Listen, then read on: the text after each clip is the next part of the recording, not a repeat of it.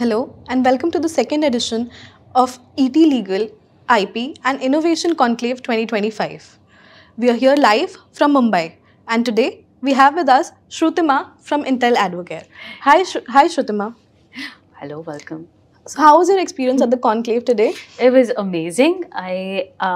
I think this is a very forward-looking conclave because the topics that are being discussed today are actually going to be legal and business problems of tomorrow. So I commend ET that they are dealing with issues that are going to be significant challenges and opportunities in the future.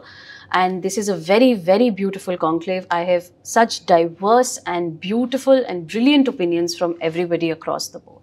So I think I congratulate ET for this lovely initiative. Oh, great to know that. Great to know that, Shrutima. So one more question I had for you.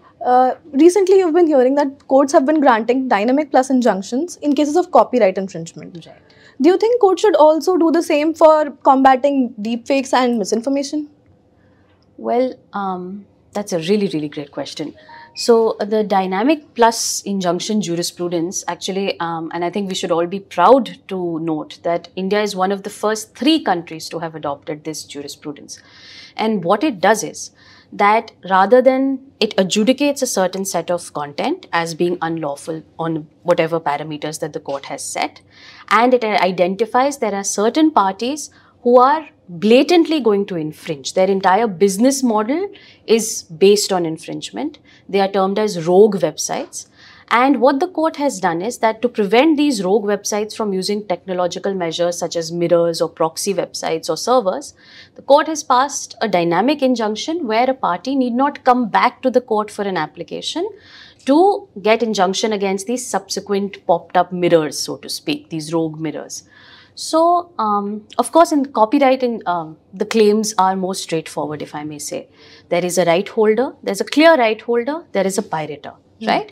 So, insofar as copyright injunctions, dynamic injunctions are concerned for copyright, this is a really great jurisprudence to prevent virality of infringement. And to answer your question, the dynamic plus jurisprudence is also being looked at and being pivoted for deepfake issues.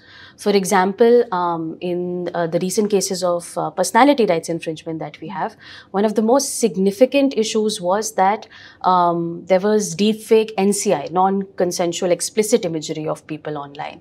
So the court made a very clear distinction that this content, which is objectively and holistically illegal across the board, not necessarily from a personality rights point of view, but from a rather fundamental point of view, that for that content, the party need not be aggrieved again and again by coming. And in that sense, granted such dynamic orders where you could just notify those platforms where this content existed and take it down.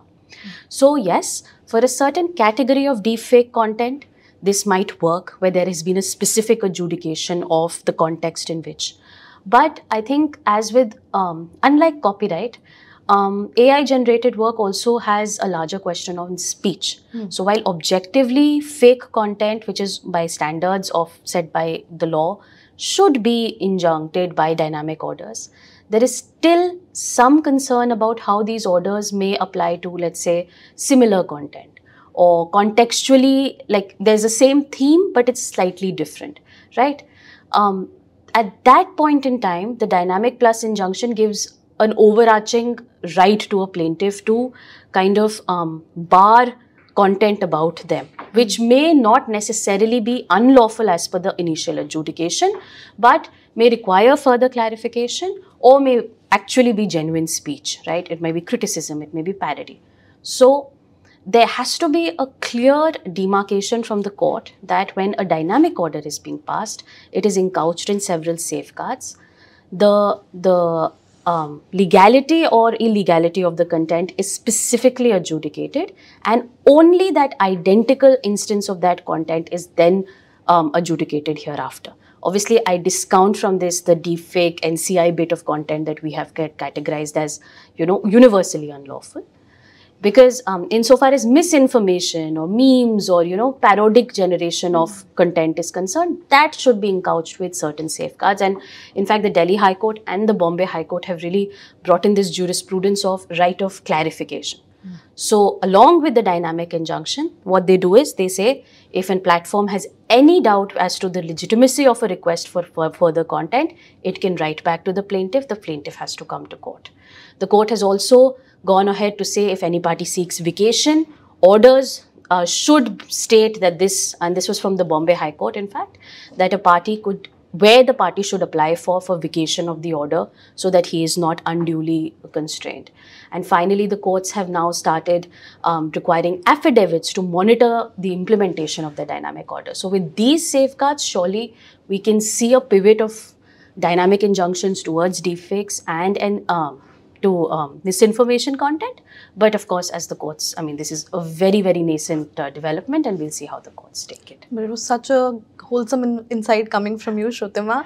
Lovely talking to you. Lovely talking to you, love. For more such updates, follow us on our social media platforms.